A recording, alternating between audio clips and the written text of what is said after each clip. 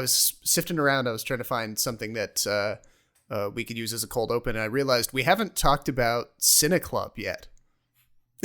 There's a look of non-recognition on your face. Wait, is this the movie subscription thing? Yeah, Cineplex has been working on for 2 or 3 years. Yeah, okay, so yeah, last we talked about it was in Alberta though. Yeah, and they were calling it Scene Gold. So there was a gold tier on the pre-existing loyalty program, but they've since changed track a little bit. They're calling it Cine Club. It'll be $10 a month, Canadian, of course. And what you get is one free movie ticket plus special pricing for the movie tickets that you buy in addition to that. And then 20% off concessions. That sounds like a great deal. They really want us back into theaters. And I was at first I thought maybe it was some sort of it was too good to be true or there was some condition, but so far I don't see any. So I might actually have to sign up. I mean, not that I'm looking for more subscription services. Join the club. Wow, I can get it. Awesome. So there's some good stuff coming out in the next couple of months. So I feel like I might have to take advantage of this.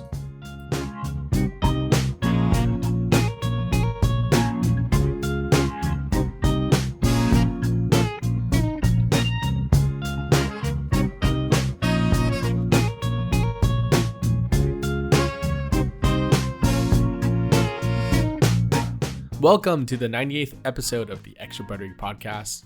My name is Jason Chen in Vancouver, and I'm joined by Robert Snow in Toronto. Hello, hello. And today we're talking about Shang-Chi, The Legend of the Ten Rings, Marvel's newest film, and Rob's outings at TIFF. He's been busy the past 2 weeks, week and a half. Yep. Catching all the films he can, and he's going to bring us up to date on what he liked and didn't like. But first, the big Marvel release. Yes, and this came out earlier in September. We haven't had a chance to talk about it yet. I went into it with no real expectations. You do kind of know what to expect from Marvel at this point, whether it's slightly better than average or just average. It's very rare for them to turn in a stinker. So I think that's kind of what I had going in. I didn't know the character at all. I don't know how familiar you were with the comic. Nope. I thought I could change my name. Start a new life. But I could never escape his shadow.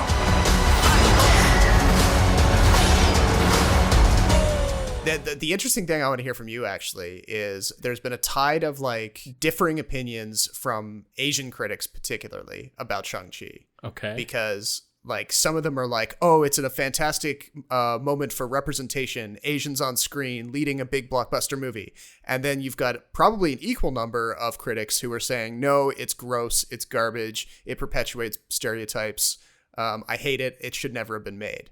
So, and maybe those voices are getting drowned out by just the fact that it's one of the better performing Disney movies of the year. So it is commercially it's doing well, better than Black Widow.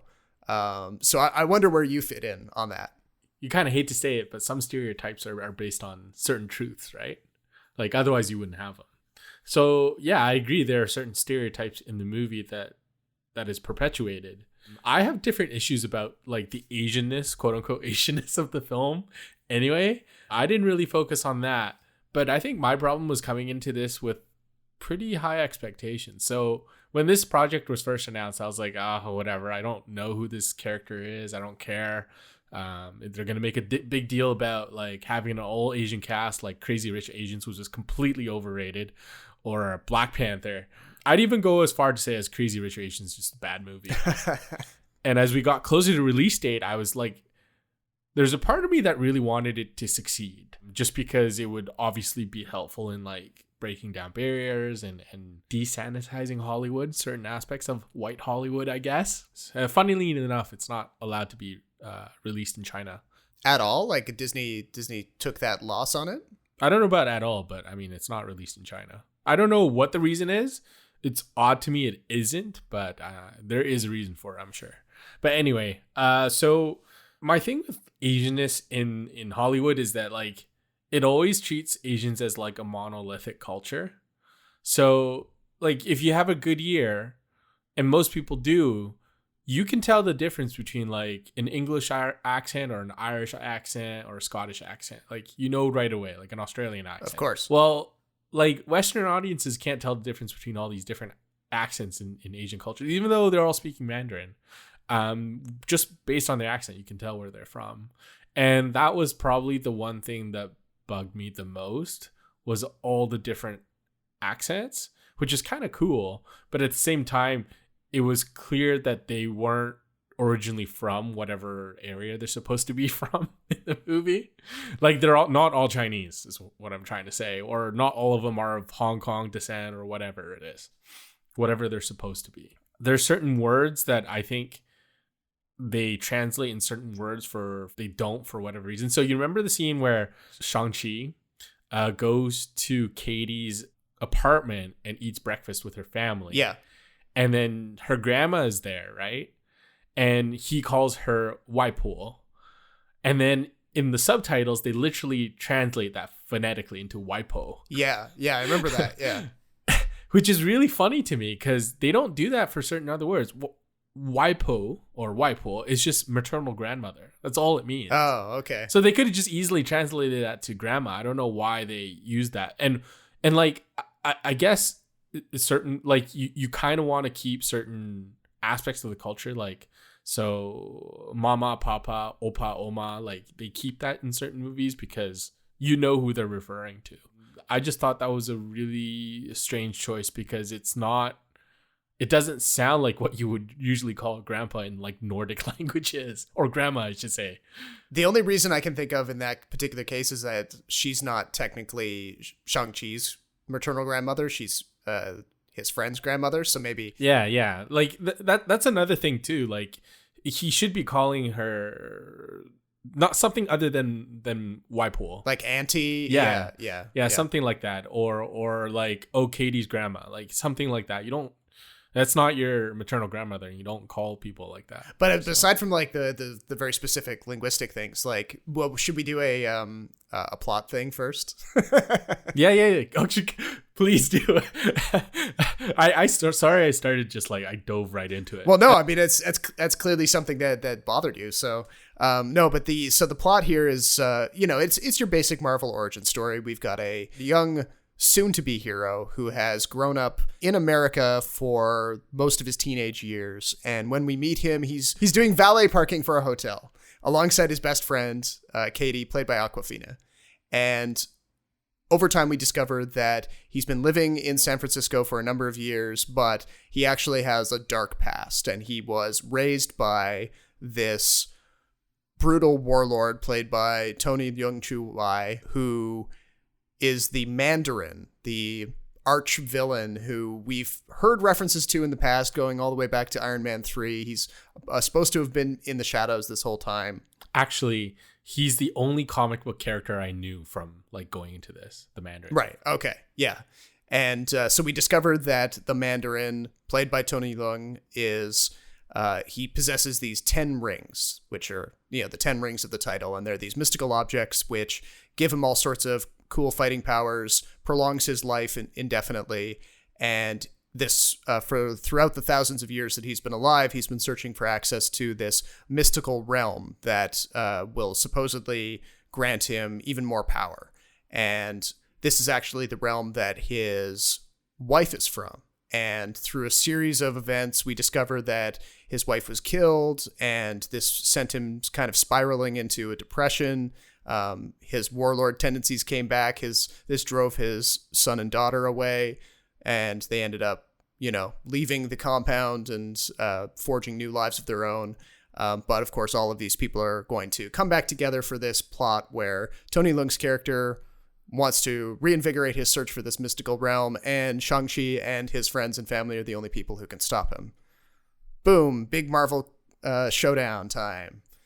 So yeah, that's a hackneyed synopsis, but no, that was very good. That's very thorough. Yeah, I mean, like I said, it's your basic origin story. You've got a guy who is unsupposing or hasn't discovered his true potential, but slowly unlocks it over the course of the film.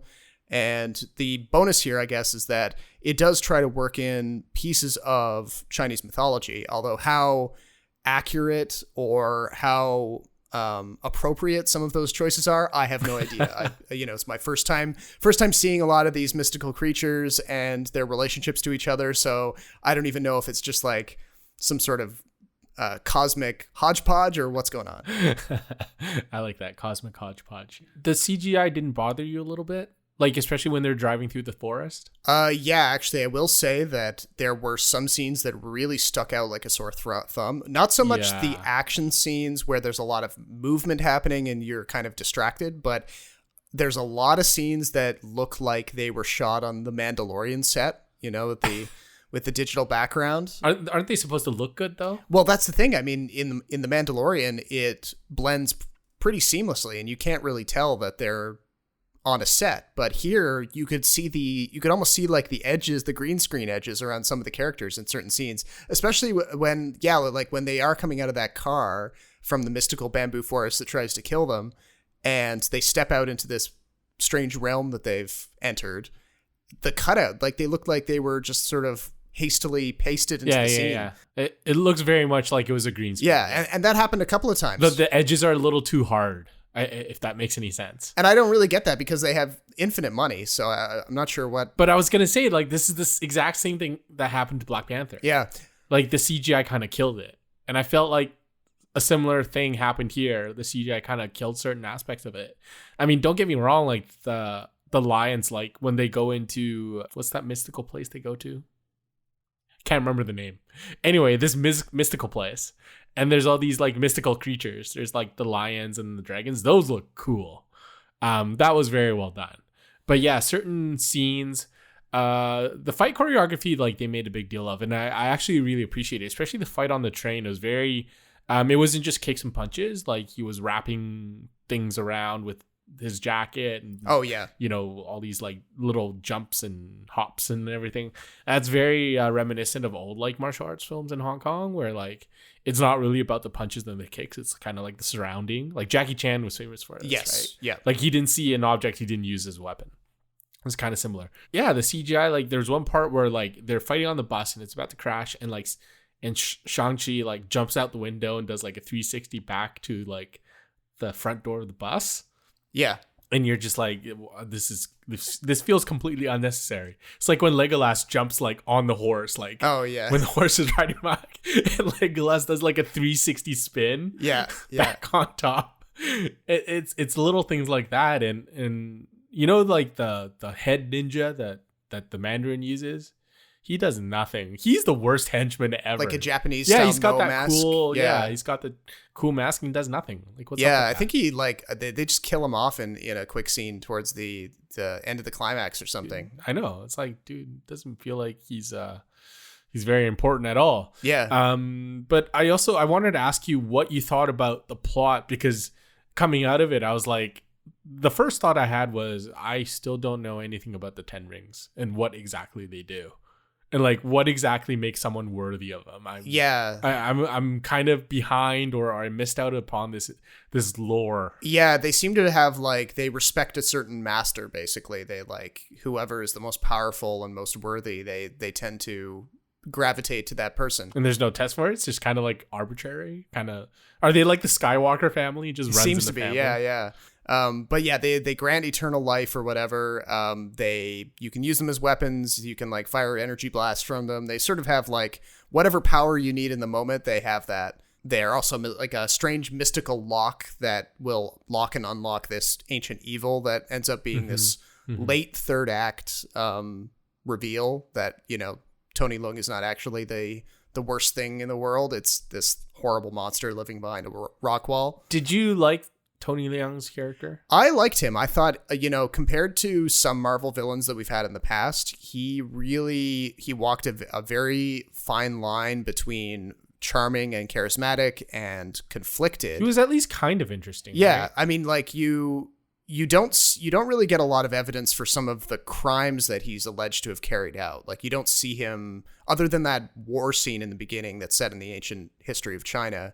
It's just sort of taken as an assumption that he's a warlord and that he's doing nasty stuff, and he's got this compound in the mountains as a result of it.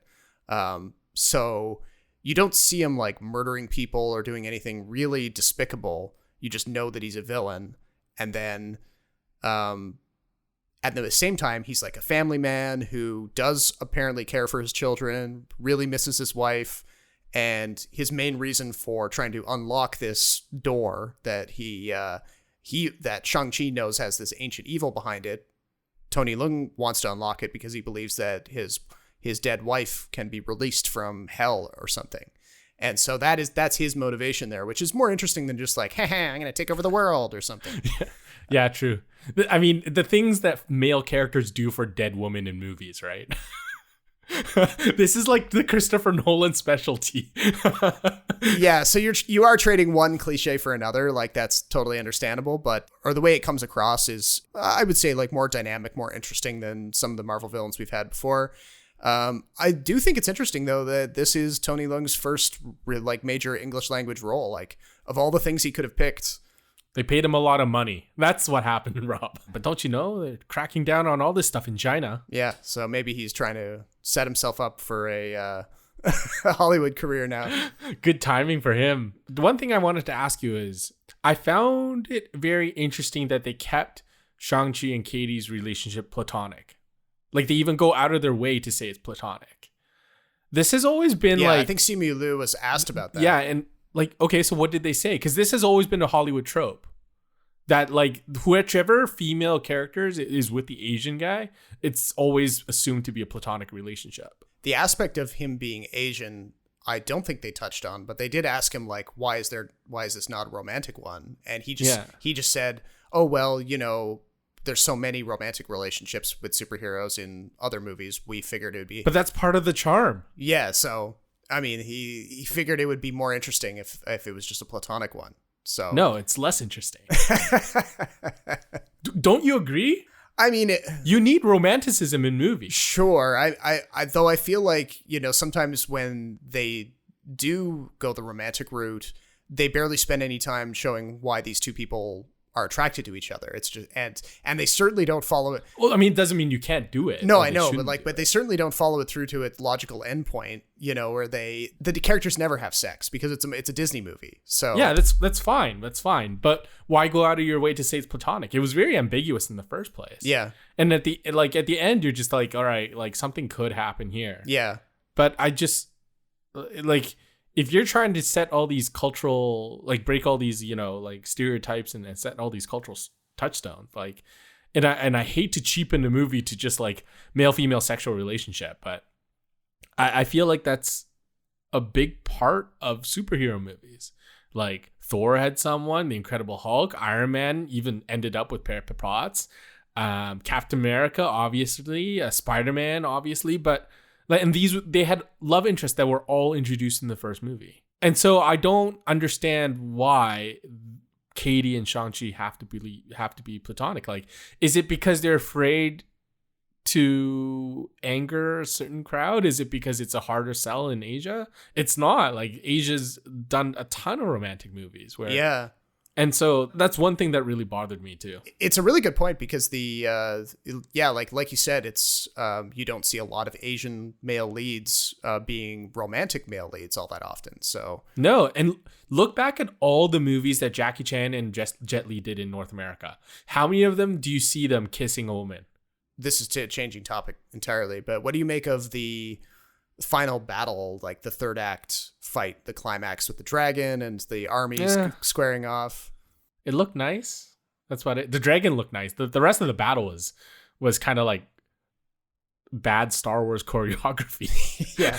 There's a lot of extras kind of like flailing around trying to look like they're doing something. Yeah, there's a lot of flailing. There's a lot of like, okay, I'm going to go here and then you're going to do this. Again, like, because I didn't quite understand what exactly the 10 rings were and how exactly the whole mythology worked. I was just kind of like, oh, cool. Like a dragon is defeating the sea monster. That's huge. Wow. This could be a Godzilla movie and I'd be none the wiser. But don't you think that it kind of takes away from Shang-Chi's ability to save the day? Like all he did was ride a dragon. Great. He rides a dragon. Well, then he uses the 10 rings to kind of like drill into the heart of the thing and like blow it up or whatever. I guess. That's right at the end after basically getting his ass. He uses slinky arms to just scratch him from the inside. Bounces around, It's like Drax with the daggers slicing it from the inside, but he's got rings. Basically, yeah. Actually, well, let's talk about the Ten Rings a little bit more. Oh, okay. True to form. We're going on tangents and we have no idea where this is going. This is actually one of the biggest examples of a retcon in Marvel's history, I think. Oh, right. Because there's a bit of exposition midway through the movie where Tony Leung explains how he is the Mandarin, but then there's also this this actor played by Ben Kingsley, Trevor, who we all sort of hated in Iron Man 3. Fucking Trevor.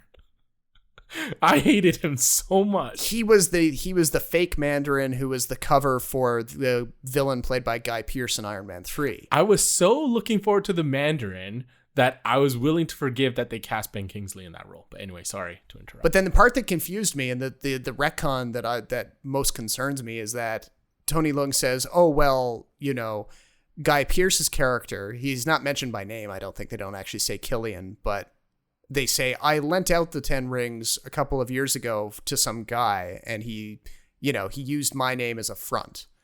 And I'm like, but that doesn't connect to... He let them out? Yeah. What was the interest charge on that? Yeah.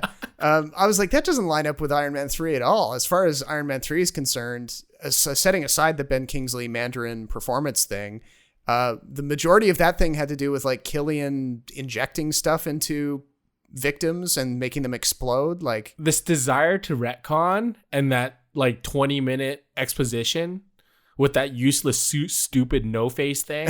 You didn't like the no face? That is the reason why our superhero movies are 2 hours and 30 minutes and not 2 hours and 10 minutes. I was just infuriating. I was like, you were on such a roll. I was looking forward to everything and now you throw Ben Kingsley back. I liked the no face creature thing. I thought it was cute. It has no face. What's cute? It's fuzzy and it has 6 legs. It makes fun sounds.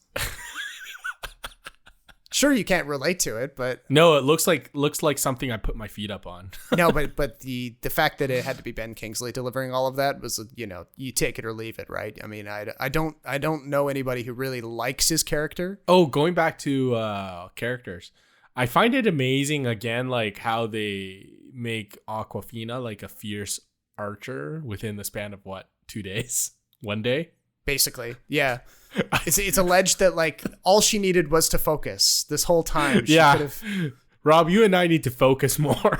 She misses a lot of shots, that's for sure. Her mentor guy is just lifted into the air, and he has his soul sucked out by those bat things. I know that guy is a really famous actor. See, I mean, I can't remember his name. He got done very dirty in that case. But yeah, should we get into talking about TIFF? Sure. And there wasn't as much fanfare, I felt. No, they didn't have as many like big ticket possible Oscar contender type movies. Obviously there will be a few that make it all the way to the Oscars, but yeah, it wasn't quite the banner year that it had been pre-COVID. So but I just mean like in terms of just like all the events and all the celebrities and stars and actors and people coming to town. Yeah. Now I sent you the list of the stuff that I watched.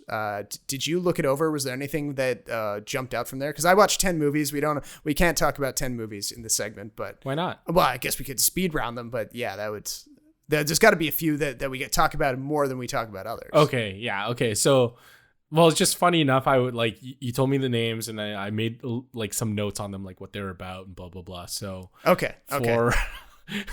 What's up first? I was just gonna say this one sounded just particularly funny after I wrote it.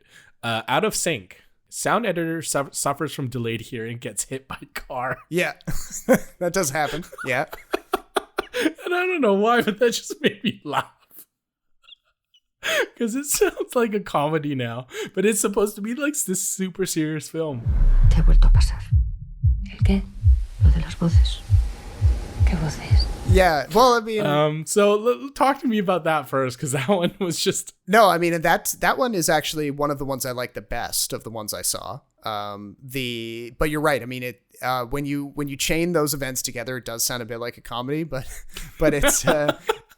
The trailer, I'm looking back on it, I'm like, this could be cut as a comedy, and I wouldn't be any wiser. Yeah, no, totally. No, but in the actual movie, it's actually like it's a serious thing that happens to her, but it's only like, it's just meant to reinforce what this medical condition or whatever that she's suffering from. But yeah, basically it's a Spanish film. She plays a sound editor who gets this progressively more delayed hearing. So she'll try like making a clapping sound, and then it'll be like 90 seconds later that she'll actually hear it. And all the doctors she goes to can't explain it. She has MRIs. There's no evidence.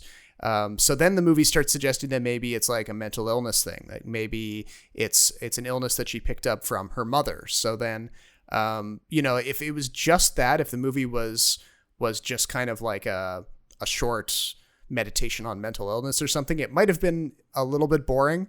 So they amplify it a little bit, and they actually make her delayed hearing into a bit of a superpower, where she doesn't use it to fight crimes or anything, but she discovers that she's able to walk over to a space where people had been standing and talking, and then but they've since left. And then when she stands in that space, she can hear the conversation they were having. So she can sort of snoop on people and get information that she otherwise wouldn't be able to. And it becomes a bit of like an ability of hers that she learns how to control a little bit. They don't take it very far. Like she doesn't really, it's not like she's able to join the MCU. Join the MCU, exactly. It's not one of those things. It's just more of like kind of a quiet little look at this strange situation that happens to her, and how it affects her life. When we first meet her, she's kind of on the rocks. She's getting kicked out of her apartment. She's not doing very well at work. But then it's through this kind of tumultuous experience that she's able to find a new boyfriend, find out some of her hidden past that her adoptive mother had kind of kept from her, things like that. So I heard Flea was a big hit. Hvad betyder ordet hjem for dig? Hjem er noget, som er trygt. Kaboul, les attaques des Moudjahidines repris.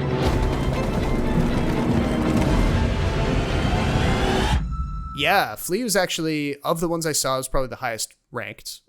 What do you think? I really liked it. I mean, it is a documentary, but an animated documentary. So what they've done is they've collected all of the footage the way you normally would, and then they've brought in animators to basically draw over the frames.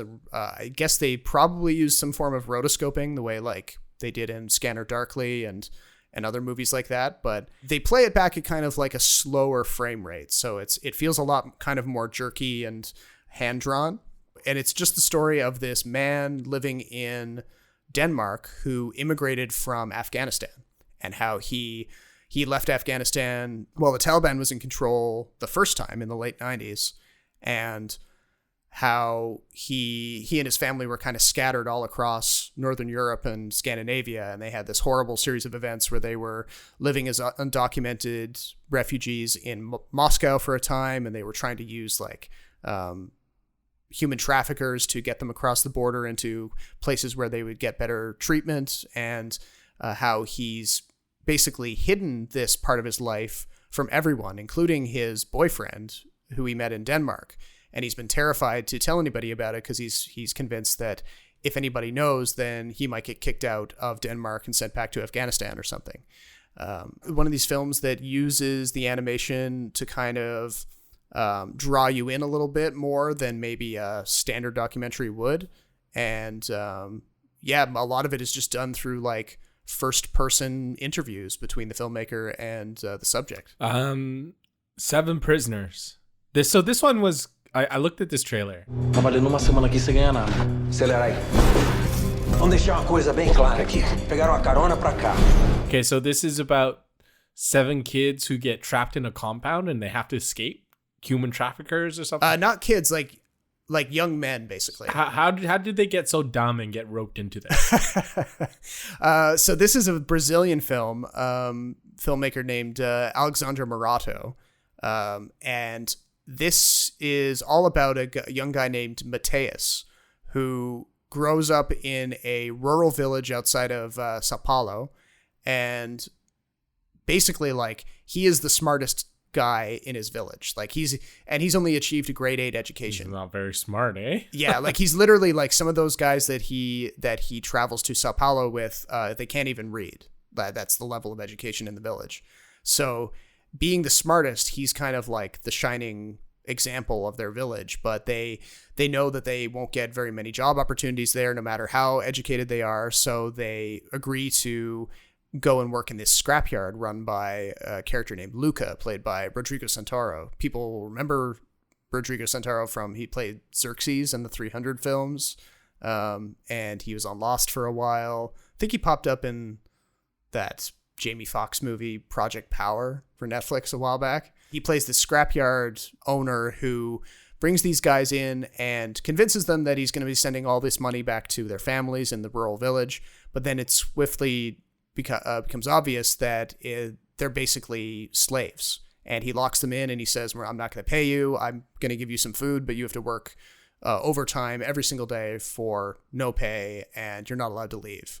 And then it becomes a story of like, are these guys going to be able to get out of this situation? And how will Mateus use his extra education as an asset? At the same time, there's also this thing bubbling beneath the surface where you see the scope of the human trafficking operation in Sao Paulo, how like all these grungy businesses rely on basically slaves to operate, and how Mateus gets drawn deeper and deeper into the circle of trust with these criminals. And then you begin to question whether he will actually become a human trafficker himself and kind of leave the guys that he was imprisoned with to, rot basically, and he'll end up becoming a criminal himself. So it ends up being this kind of... So the trailer does the movie no justice at all. It sounds like it. I didn't watch the trailer, but yeah. Okay, because the way the trailer is cut, it looks like 7 kids like are trapped in a building and they have to like basically fight their way out of it. Yeah, there's definitely like, at first it becomes an escape film and they make a few attempts, but the longer they spend in there, the less likely it is that they're going to get out. Yeah, the dynamics about how he becomes, like, he kind of has a Stockholm syndrome, becomes complicit is the way more interesting part about this film. Yeah. And this one will be pretty easy to watch. I'm pretty sure it's coming to Netflix in November. November? Oh my God. It's one of the foreign films that Netflix wanted to acquire out of the festival. So Night Raiders, post-apocalyptic story about rebels fighting drones. That's what I got from the trailer. Is that a child? No, it's okay. See? I was beginning to believe that my boy was the only free one left. And in Canada, no less. Yes, in Canada. Yeah. So this is a Canadian post-apocalyptic film, which you really don't see very often. I can only think of like one other example of like a movie that actually uses the Canadian environment and doesn't, try to make it look like America. That's because post-apocalyptic in Canada is just the prairies. Ooh, there goes our prairie listeners. None of them. None of them. No, it's okay. No, it's okay. Yeah, so this is a film by a Cree filmmaker, I believe, directed by Dennis Goulet, who is a Canadian filmmaker, and this is a predominantly Indigenous-led movie. Mm-hmm. So the story goes that roughly 20 years or so from now... 20 years, wow. The Canadian government becomes like a totalitarian empire, and there's strict divisions in society. There are haves and have-nots, just like any good post-apocalyptic story. Are they played by the English and the French? No. No, there's no redcoats or anything running around. The state has become obsessed with kidnapping all of the children and putting them into state-run schools. So you get this... Oh, okay. You didn't tell me this is a documentary. Right. Yeah, that's the difficult bit, because this is definitely taking a lot of inspiration from real-life residential schools that existed in Canada and were operating until like the 1970s and caused no end of torture and terrible things for the local Indigenous population. So this is this filmmaker taking that story, imagining what it would be like if that system was brought back to life under some future evil government. And it's quite solid. I mean, it's okay. There's definitely some people who were who were at the festival who were kind of bored by it, or maybe felt that it was a little too on the nose, because it doesn't do anything to really shake up the genre. You still have your oppressive government, you have your freedom fighters who are trying to bust it up and stop some sort of evil behavior. So all of that is very familiar. So the real bonus here is that it is predominantly Indigenous cast. You've got a lot of people speaking Cree and other Indigenous languages. And it is, engagingly shot. I mean, they put a lot of effort into the production design, into the design of those drones that you mentioned, which are always hovering around trying to find children to kidnap. And it doesn't look like some cheap Canadian film that you would watch on the public broadcaster or whatever. You can say the 3 letters, Rob. It's okay. CBC. I think it's going to pop up on Crave, which is Bell's streaming service.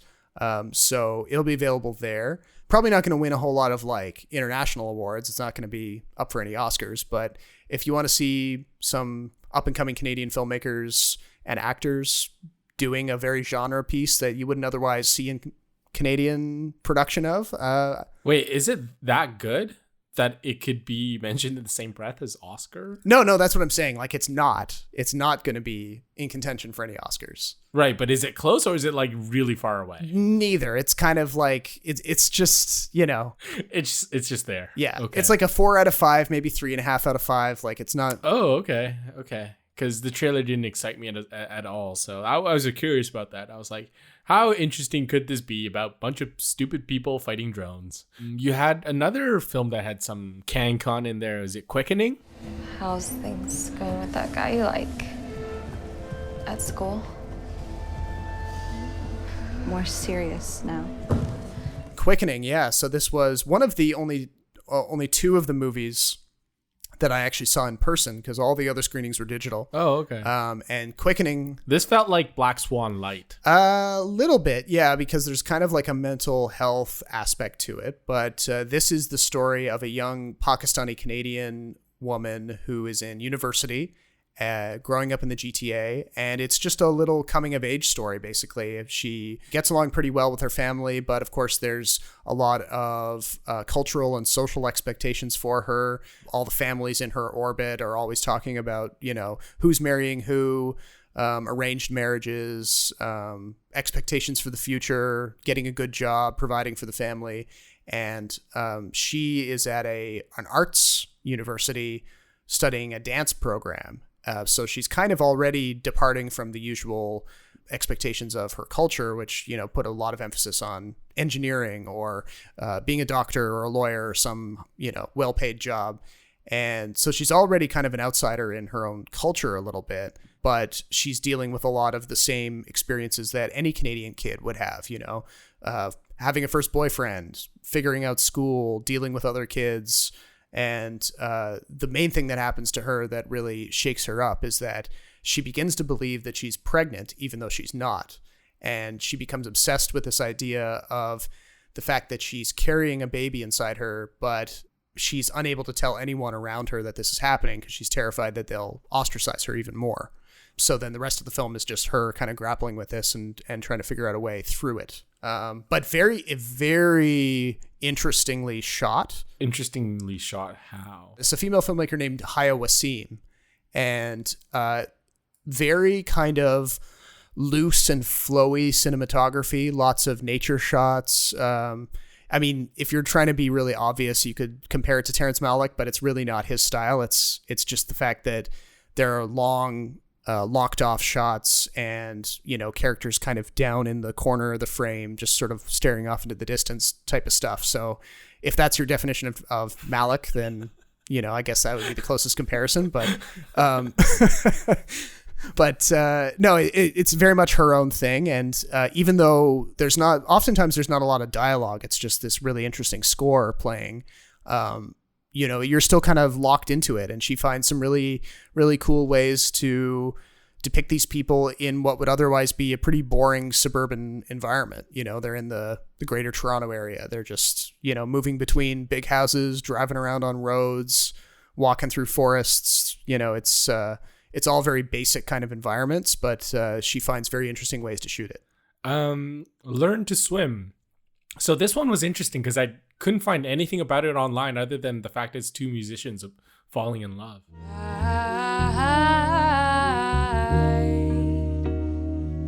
Whoa, hold up. You feeling this? Was it on the charts? Yeah. Then yeah, I'm feeling it.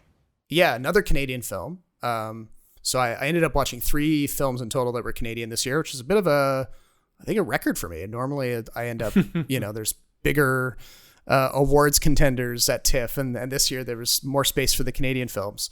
Another kind of small film with, a limited cast, just about 2 jazz musicians who fall in love, but then fall out of love. Is this like that Zendaya film? It's a little, that one's kind of more trying to be artsy, but really isn't. This is definitely artsy. Like this comes by its artsiness very honestly. And as a result, it would probably alienate some viewers because it's so kind of non-traditional, especially the editing. There's a lot of like characters thinking back about a past experience, and then they kind of stare off into the distance, and then they see themselves reliving that experience with other characters. So they kind of mash present and past together like that. And it can be a bit difficult to figure out where you are in the story sometimes. Up and coming Canadian actress in the lead female role, who previously had only done like theater in Toronto, I think. So she was an interesting talent to discover. Really great music, obviously. It's about jazz musicians, so you get a lot of great band performances and solo performances. Was that the big pull for you? Is that why you picked this? Basically, yeah. Yeah, I just wanted to see, what are they saying about the Toronto jazz scene? So that was cool. And no white savior for jazz this time, eh? No. This is purely experiences within like the Black community. So they keep it locked on that. But yeah, other than the kind of that editing techniques that I mentioned, there's not a lot else going on here. Like I didn't like this one as much as some of the other stuff I saw, just, other than the central romance, which, fires up and then burns out. You're like, oh, okay. That's all there is. There wasn't any like secondary plot or anything to kind of latch onto. Right. Well, there's 3 I'm saving for the last because I feel like those would be our most talked about. Okay. But the last one before the big 3 is Doug. This one was like annoying. The trailer was nonstop barrage of like drums and trumpets and colors, and it was a huge acid trip. I had no idea what was going on.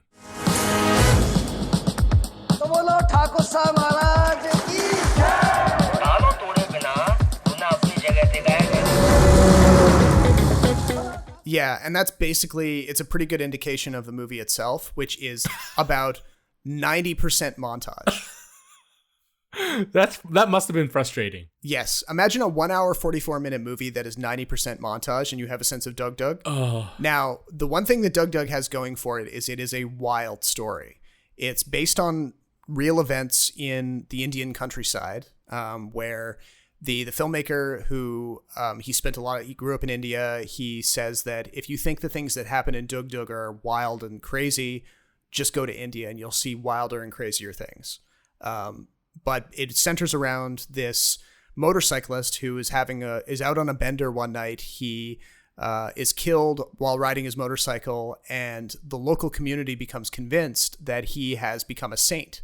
So then they decide to use the motorcycle that he was killed while he was riding it as this sort of relic, and they put it up on a platform and they begin worshiping it, and they drape it with flowers. And then as word spreads about miracles that are being performed for people who worship this motorcycle, they then basically build a minor cult around the worship of this guy and his motorcycle.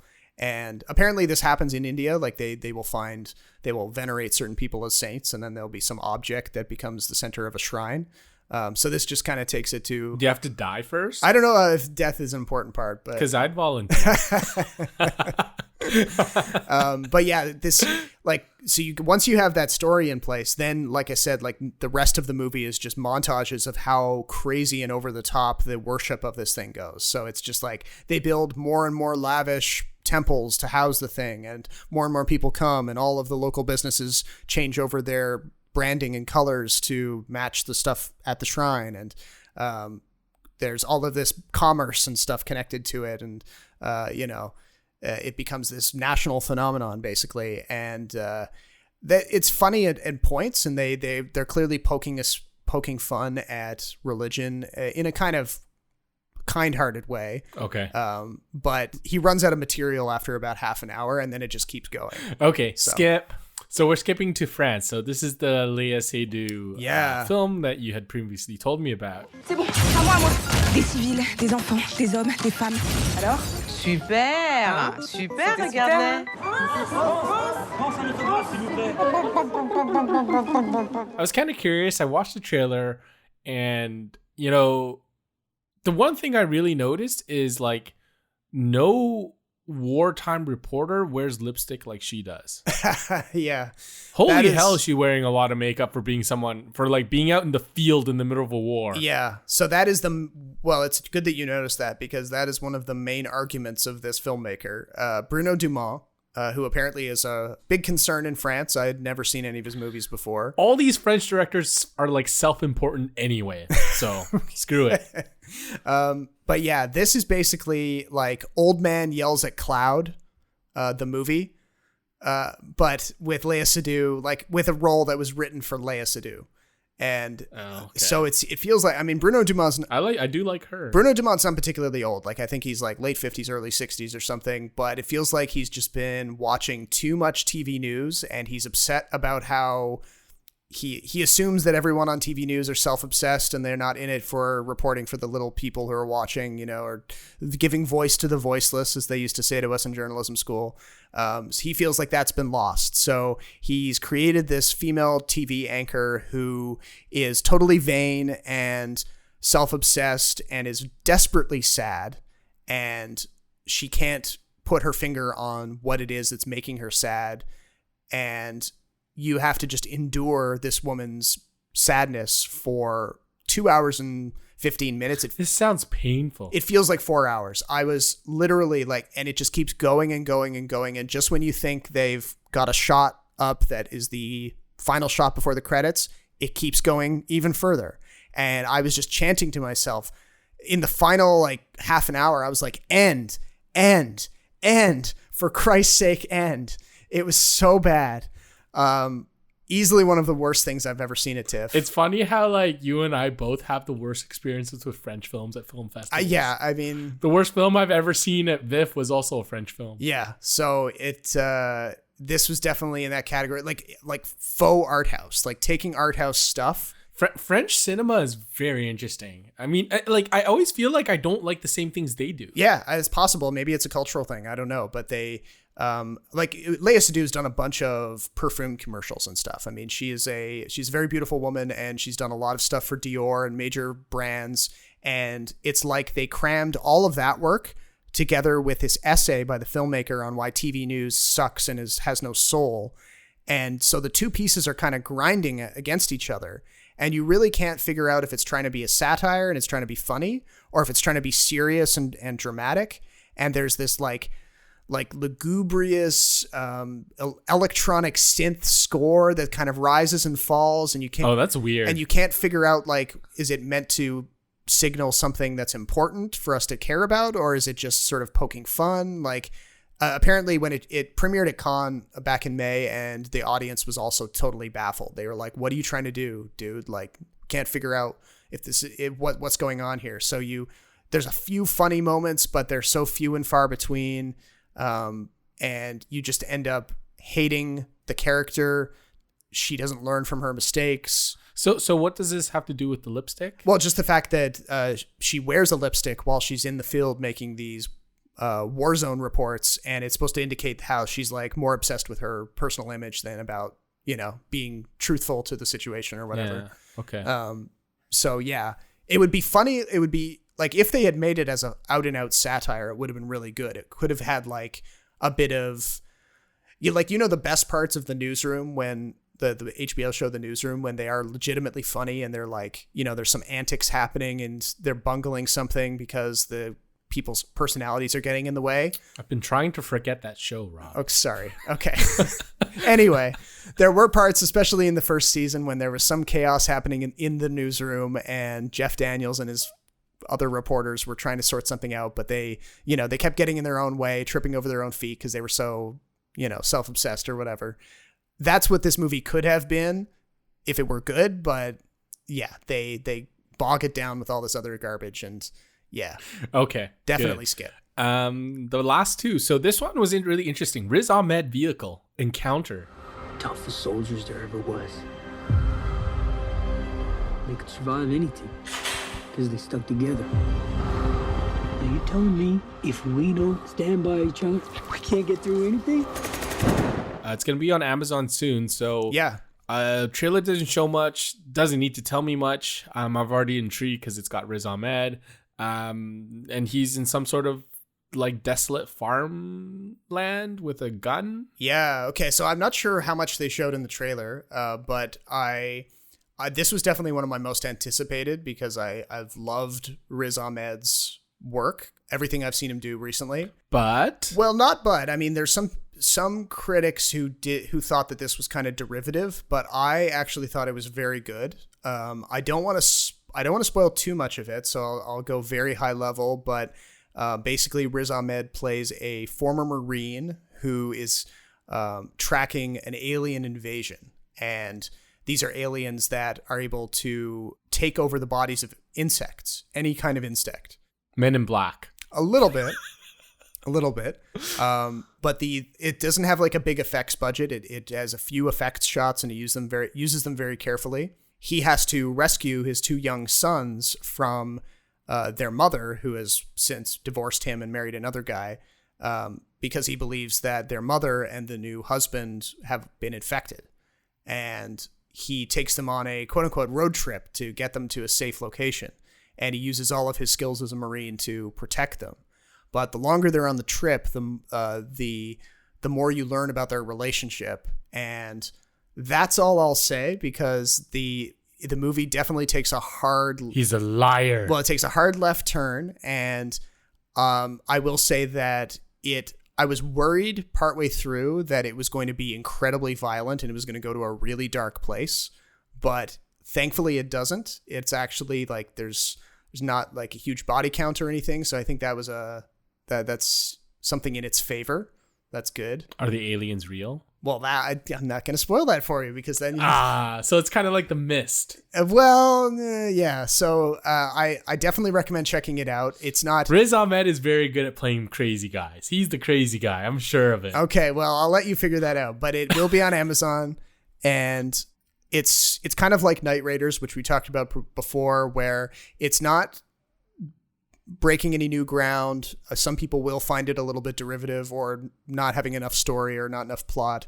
But I think it's a worthwhile kind of character study. And the 2 young actors that they get to play his sons are quite good, very believable, not annoying like some young actors can be. So that's also a plus. Awesome. I'm curious about that one. So the final one is kind of, I guess, one of the bigger name films to come out of TIFF, and it's The Eyes of Tammy Faye. God does not want us to be poor. Waterfall of pleasure. Now God has a voice in this fight. Who's he fighting? Liberal agenda, homosexual agenda. Faith isn't political. You can't talk to him like that. Jerry Falwell's a powerful man, Tammy Faye.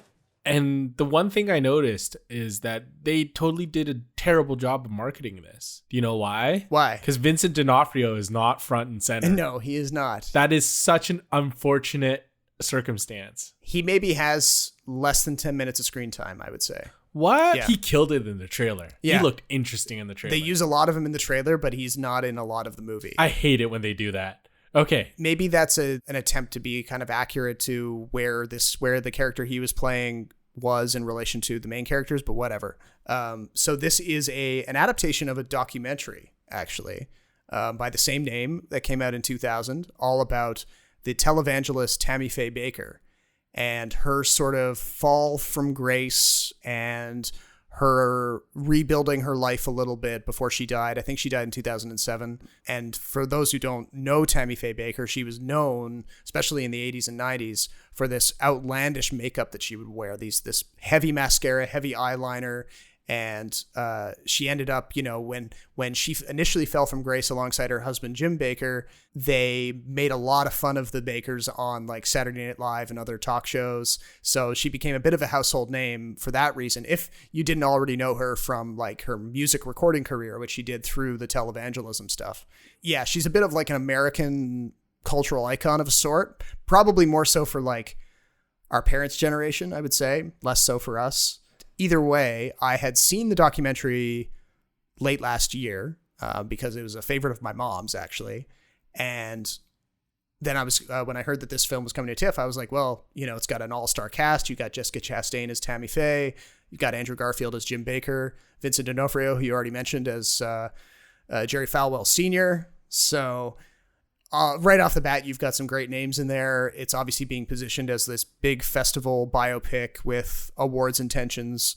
So I was like, yeah, what's it like? And the result is not a bad film, but definitely not a substantially different film or better film than the documentary. And you could actually get probably a better sense of Tammy Faye's personality from the documentary. So like they're clearly doing that biopic thing where they're smoothing over certain things and taking certain shortcuts to kind of tell the story of these characters for people who have absolutely no background in who the Bakers are. Great performances, like Jessica Chastain is fantastic in the main role. She's got to get a nomination, right? Anytime you put on prosthetics and put on a performance like that. Yeah, big time. She was unrecognizable, actually, to me. Yeah, especially like later in Tammy Faye's life when she puts on a bit more weight and the makeup gets even more extreme, like all of that. Like there's some scenes where they're playing the young versions of the Bakers when they're like in college, and they've had to put these like prosthetic cheeks on them and they look like chipmunks. It was really distracting.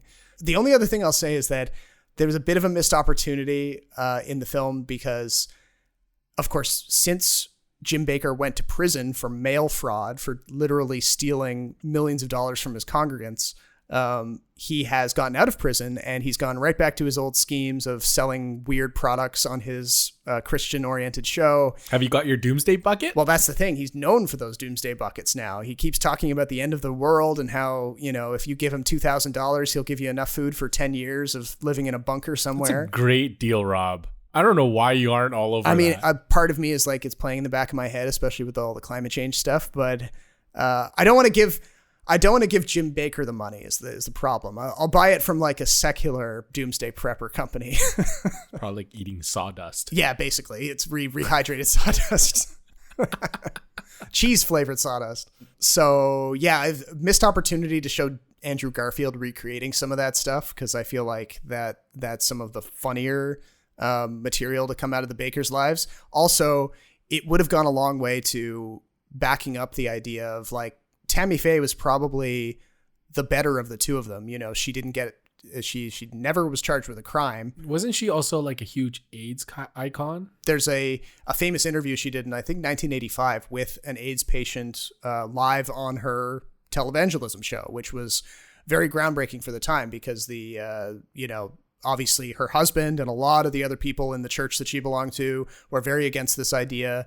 And the movie kind of writes this off as a bit of like a random thing that happened to her. It doesn't really build it up the way it probably should have, which is another kind of hit against the movie, unfortunately. And it sort of serves more as a setup for Vincent D'Onofrio to come in and sort of take over the church from them, claiming that it was like an immoral act or whatever. Rank them. Okay, ranking. In the number 1 spot, Flee, the animated documentary about the Afghan refugee. Number 2 was Out of Sync, the Spanish film about the sound designer. Number 3 was Seven Prisoners, the Brazilian crime film. Number 4 was Night Raiders, the indigenous-made Canadian film set in a post-apocalyptic Canada. Number 5 was Encounter, the Riz Ahmed alien invasion story. Number 6 was Quickening, the Pakistani-Canadian story about a young woman. Number 7 was Dug Dug, the Indian film about the motorcycle shrine. Number 8 was Learn to Swim, the jazz romance. Number 9 was The Eyes of Tammy Faye. And coming in at number 10 was France, the Léa Seydoux journalism satire. I think that's what it was. That was my TIFF experience. Awesome. We do have VIFF coming up in the next couple of weeks. So yeah, we will be balancing that out against some of the big October releases too, right? And we're closely reaching episode 100. Yes. So we have a special surprise launch of sorts planned around that. Do you think we can coincide Dune with episode 100? Do you think it's a good idea? I think so. I think it might line up timing wise because Dune comes out end of October now. Yeah, because I'm pretty sure if listeners out there don't hold us to this, but If the timing works out, our next episode will be about No Time to Die. Excited! So that'll be episode 99, and then that may mean that episode 100 will be about Dune. So we've got a few extra bonuses for that one. Yes. Looking forward to that. But that about does it for this episode. If you want more details on a few of the films that I've seen at the festival, I've got reviews of France and Seven Prisoners and Eyes of Tammy Faye up on kinetoscope.ca right now, so you can check those out. And until the next episode, my name is Robert Snow in Toronto. And my name is Jason Chen in Vancouver. Thank you for listening, and we'll talk to you next time.